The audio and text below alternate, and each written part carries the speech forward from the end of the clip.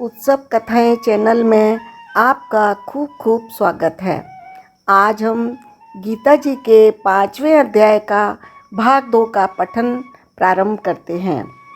श्री कृष्ण भगवान कहते हैं, जो साधक इस मनुष्य शरीर में शरीर का नाश होने से पहले पहले ही काम क्रोध से उत्पन्न होने वाले वेग को सहन करने में समर्थ हो जाता है, वही पुरुष योगी है और वही सुखी है। जो पुरुष अंतरात्मा में ही सुख वाला है, आत्मा में ही रमण करने वाला है तथा जो आत्मा में ही ज्ञान वाला है, वह सच्चिदानंद घन पर ब्रह्म परमात्मा के साथ एक ही भाव को प्राप्त सांख्य योगी शांत ब्रह्म को प्राप्त होता है। जिनके सब पाप नष्ट हो गए हैं, जिनके सब संशय ज्ञान के द्वारा निवृत्त हो गए हैं, जो संपूर्ण प्राणियों के हित में रत है और जिनका जीता हुआ मन निश्चल भाव से परमात्मा में स्थित है, वे ब्रह्मवेत्ता पुरुष शांत ब्रह्म को प्राप्त होते हैं।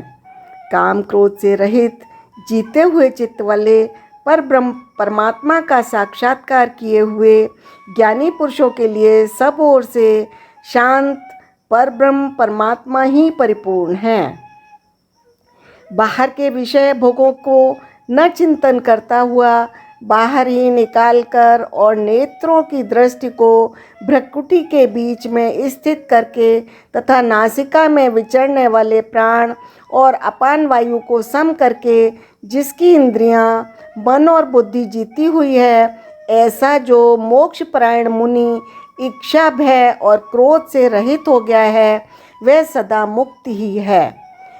मेरा भक्त मुझको सब यज्ञ और तपों का भोगने वाला, संपूर्ण लोकों के ईश्वरों का भी ईश्वर तथा संपूर्ण भूत प्राणियों का सुहृदय अर्थात स्वार्थ रहित दयालु और प्रेमी, ऐसा तत्व से जानकर शांति को प्राप्त होता है। अध्याय 5 संपूर्ण हुआ। इस अध्याय में सांख्य योग और कर्म योग का निर्णय, सांख्य योगी और कर्म योगी के लक्षण और उनकी महिमा, ज्ञान योग का विषय, भक्ति सहित ध्यान योग का वर्णन किया गया है। फिर मिलेंगे अगले एपिसोड में। तब तक खुश रहिए, प्रसन्न रहिए, बोलते रहिए राधे राधे।